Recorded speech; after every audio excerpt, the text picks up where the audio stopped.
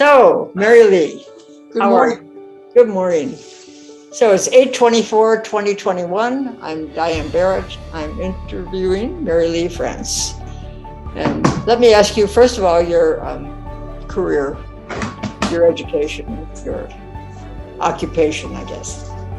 Yeah, I was a teacher in the elementary, middle school level for 38 years. Wow, huh? All in the same school? Same school district, but not the same school. I went to taught at several different schools. Very good. What grades did you teach? I taught over the years, I taught first grade through eighth grade. So being a teacher, was that something you aspired to when you were younger? No. No. When I was a kid, we lived in San Francisco, and I used to go down. Both of my parents worked, and I had an older sister who was not much interested in me. So I took off with a neighborhood friend, and we'd go down to the wharves, hop a bus and go down to the wharves. I wanted to be a tugboat captain. I actually met a woman who did that. Yeah, well, that's great. No, she did, it was a family thing. She sort of inherited the business, I think. Yeah. Yeah, that's great. So there's still time. So how long ago did you retire? I retired in 2004 Mm-hmm. after 38 years. Wow, that's a long time. Did they throw a big party for you and send you to Hawaii or? No, that's not what happens in education. There's no money, and had a small party with a few people that I wanted at the party. Probably about 10 people came. Did you have a cake? Pardon? A cake? I can't remember. Probably, but I can't remember. That's always my favorite part of those parties. Yeah, the cake, right. Right. We didn't have a retirement party either, actually. Oh, well. So what was your favorite part of your career, your education? The kids. I loved working with the kids. Mm-hmm. And I enjoyed mostly working with students who are older. And I taught sixth grade for a lot of years. Mm-hmm. And then I got into a school that's called an alternative school, which is primarily open education program, mm-hmm. where kids can somewhat design their own learning based on their skills and their way of being in the world. Wow, that's interesting. And so I was there for a fairly large number of years and really, really enjoyed it. And I co-taught with another teacher. Mm-hmm. And she and I taught multiple grades together, usually fourth, fifth, and sixth grade. So we really had a good time. Mm-hmm. So after aspiring to be a tugboat captain, then how did you direct yourself towards education? Well, when I got into college, my parents were both high school graduates, mm-hmm. as was the norm for that generation. Right. But they didn't care whether I went to college or not. They wanted me to, but it was not a big deal if I didn't. But if I didn't, I'd have to get a job. And in those days, what was open to me? Mm-hmm. Office secretary or some retail of some sort. And that didn't interest me at all. So I went to college. Mm-hmm. I went to what was then called LA State College. It's now Cal State LA. Oh, I went there too. Huh. Yeah, loved it. I really loved that school. I got a good education, good teachers, yeah. And the first couple of years, I was thinking about going into journalism. Mm-hmm. But then by the time I got into close to a junior, my major was English. Mm-hmm. And I had to get some direction. And I thought, well, teaching, and not a lot was open for women at that time. This is mm-hmm. back in the early 60s. Right. And or nurse. A nurse. Right. That's me. Exactly. Nurse or teacher. In secretarial work. Right. That was about it for women. That was sort of fading then. Yeah, right. Right. Yeah, so I went into education, and I've never regretted it. I've enjoyed all my time in education. Great. That school sounds interesting, that you, where the student plans their own course. Yeah, they kind of generally plan their own course. You know, you make it look like they do, they feel like they do. Good. Whereas I was in charge of what happened, but they had a good part in making decisions about how they were to learn, because there's so many different learning styles. Did you have a particular person that was a good mentor for you while you were going through your life? Through my life, we moved a lot. I went to no, I'm going to answer not a particular person. I went to 11 different schools throughout my 11. Huh. Throughout the time I was in school, from kindergarten through 12th grade. And was that difficult to make that adaptation so frequently? You know, it was what I knew. And so it's kind of what you know is what you do. And I knew it wasn't normal because I had cousins who never moved. So I knew that that was not the standard. I guess that normal is kind of a subjective term. But it was not the standard for a lot of people. But it's what I knew and experienced. And so I didn't have a particular person that really stood out for me. My grandmother was my mother's mother, was I don't want to call her a mentor, but kind of a great support in my life. When you come here for your interview, you'll see my grandmother. She's over here on the wall. Oh, great. She also. I understand. Yeah. Right. She was also really an important person in my life. Yeah, me too. Me too. She showed me what real love is like. That's a good statement. Yeah. Without any attachments to it, just love. Right. I like that thought. It's just my grandmother was like that also. And she taught me a lot about things I'm still interested in. Plants, flowers, people. Great. Yeah, that's great. Yeah. It's fortunate to have that. So you had an older sister. Did you have any other siblings? No, just one older sister. She was about 5 years older than me. A little over. But she wasn't too interested in the fact that you were around? She was interested in that she, as I've learned more recently, she didn't like me. I was an intrusion into her world. Right. Here she was, 5 years old, and here comes this kid. I know. And she was very happy without me. And I had 5 years between myself and my sister also. I'm the oldest. And she, as I didn't really realize as an adult, she really didn't like me. And she was, as my therapist called her, an emotional tyrant. Really? I think that's a good term. I do too. Yeah. Yeah, I've experienced that. Yeah. So you know what I'm talking about. Right. Yeah. That's good. So where is she living now? She's not. She died about 6 years ago. She got Alzheimer's. She got it fairly early on, in her early 60s, we think, now looking back on it. I'm interested in your name, Marilee France. Yeah. Very beautiful name. Oh, well, thank you.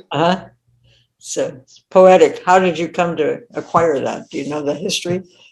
Well, my name, Marilee, used to be 2 words. And I was never a Mary. I just not. I mean, some people names fit and other people their names don't fit. Right. So and then when I got into school, primarily later grades, people began calling me Mary. And my mother talked to me about it and I talked about it. And we came up with the spelling that it is now, all one word. So when I was, how do you pronounce it?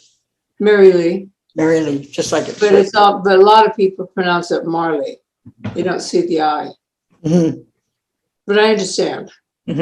Beautiful. So when I was about 13, we legally had my first name changed. I see. And then my name France, it came from obviously my part of my father's, his father. And apparently the little bit of research that was done, it was in the northern part of France where the family originated. And it's a French name, obviously. And that's it. What kind of employment did your father have? He was in marketing, and his goal was, if a good job comes up, let me know, because I probably will take it. His goal was to support his family. So did you take that sense of family into your life now? I was married heterosexually for about 12 years.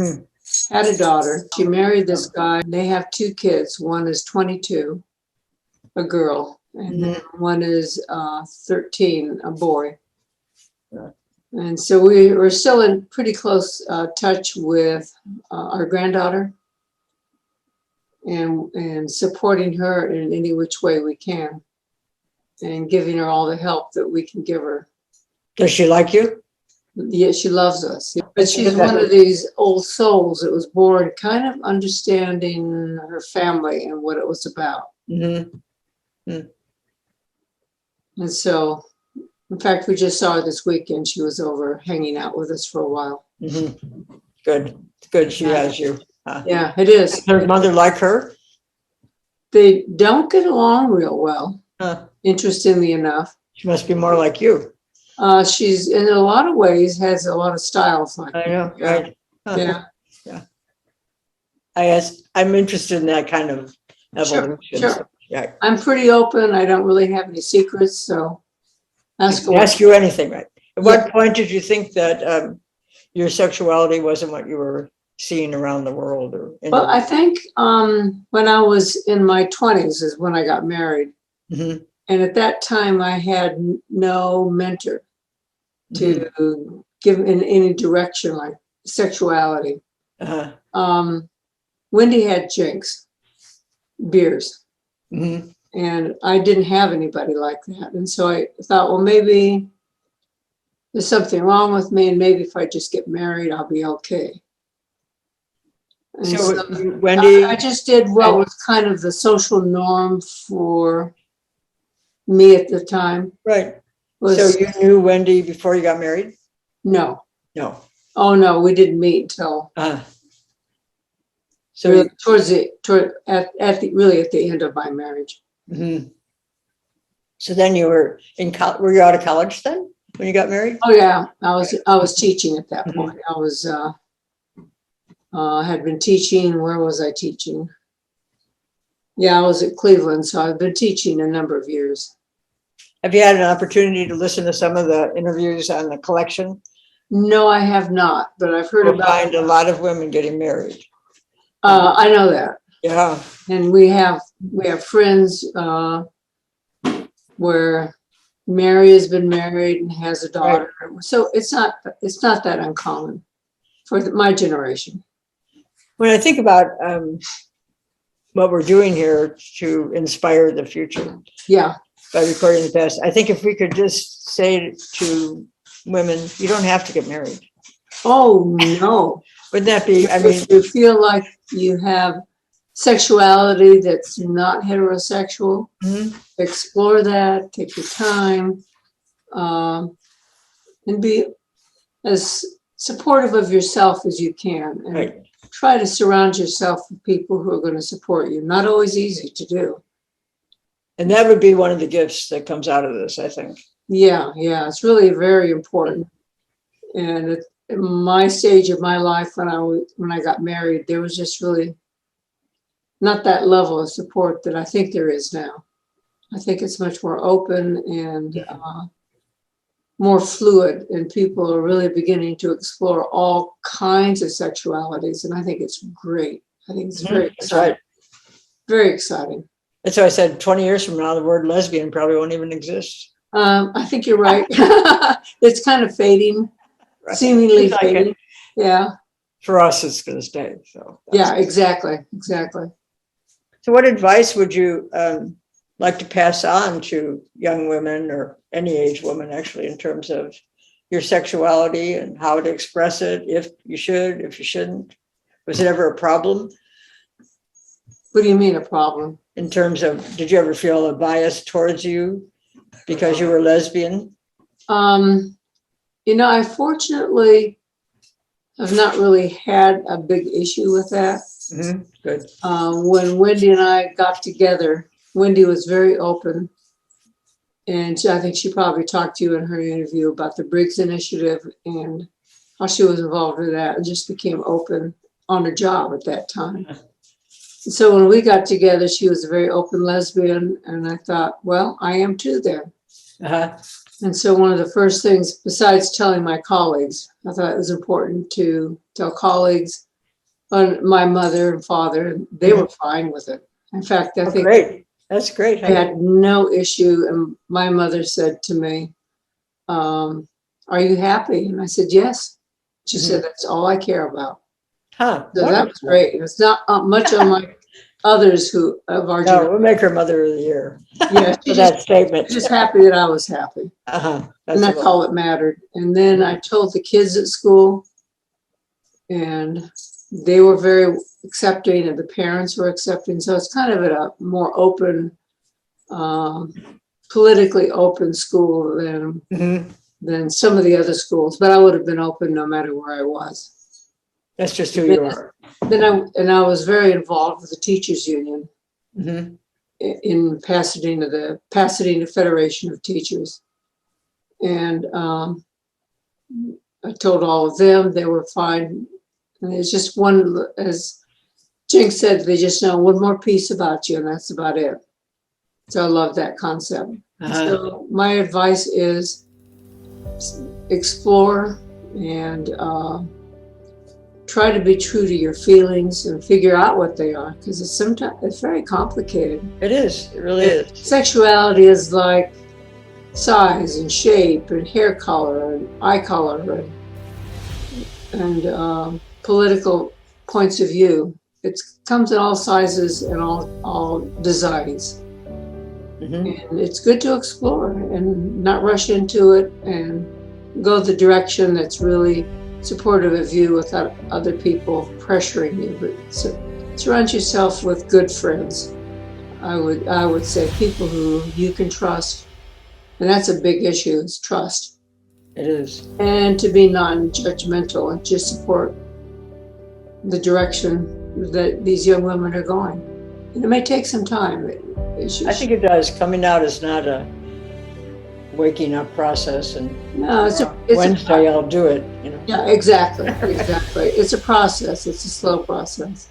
Many women didn't come out till they were through with their marriages. Yeah, we at the Mazer, I'm on the Mazer board. I'm glad. And at the Mazer, there was a woman who volunteered, and she was older. And she had been married for years and was a lesbian. And she finally kind of came out a little bit, I think, to her family. And she was so happy. And it was really nice to see that. And then she got into a relationship. It didn't completely work out, but it was one that she loved. It was a relationship she loved. And so it's never too late. No. To be who you are. So was Wendy your first significant relationship? Yeah, I would say yes. Of 36 years. That's a good length of time, right? Yeah. And it's been a lot of hard work. It's not that it just comes. You worked hard at it. And when people say, oh, it takes work, I think, well, what do they mean work? This is not work. It is work. Yeah, it is work. Right. The relationship is work. But and it's absolutely worth it. That's true. And both people have to work at it. It can't be just one and then the other goes along for the ride. You're right. The assumption that it's going to go on without any input of energy isn't going to work. Exactly. Right. So you mentioned when we talked on the phone that your relationship with the Mazer was really important to you. How did you get involved in that? Wendy and I used to, on occasion, go over to the Mazer to do some volunteer work before we retired. But, being working full time, it's hard to put your time in. So when I retired, we were at a meeting and they were looking for another board member. At that point, Wendy was involved with the a neighborhood council group in our neighborhood. Mm-hmm. And she just didn't want to put the time into both places. And so I said, well, I'll do it. It gives me a place to go and to become involved. And Wendy had not her issues, but her activities. And then we both had our own places because we both are firm believers in having separate space also. Right. Daily. Like Wendy's out for a walk right now. Mm-hmm. Good. And when we go walking, she walks where she wants to, and I walk where I want to. Mm-hmm. So we have some time. Mm-hmm. Right. To think and to be on our own. We're not joined at the hip. And so I got more and more involved at the major. I did a lot of volunteer work, and then they invited me to, after some time, to join the board, which I Great. took on. And I've been doing that since probably about 2004. Okay. Wow. That's a big commitment. Yeah, not as long as some others have been on the board. Really? So I wanted to ask your opinion. I thought, of course, I told Ann we wanted to interview everyone on the board, and we're really happy that we're a part of it now. We're happy that you are too. Thank you so much. And so it's really nice, and it's really we're working with UCLA, Mm-hmm. and they have part of our collection. It's our collection, but they store it there and they make it available to researchers. Yes. No, I think a vast amount of research will just come out of the interviews that we're doing. Yes, exactly. Like, for example, is there anyone else in your family who's homosexual that you know of? Not that I know of. There probably is, just guessing. But I'm not aware of that. No, I just, I didn't think there was in my family either, but I could see them coming up, so to speak. Yeah. And as of late, I did find someone. I don't know her, but. Yeah, I may have some cousins who are, but I have right. a fairly large family on my mom's side, and there could be some cousins. So what would you like your legacy to be known? Legacy of life? Of life, right. Legacy of life. I would like my legacy to be that I was honest and supportive of people and cared about people. Well, this has been great. Thank you so much. Oh, thank you for interviewing me. I appreciate it. You're a really interesting person. Thank you for doing this. I appreciate it.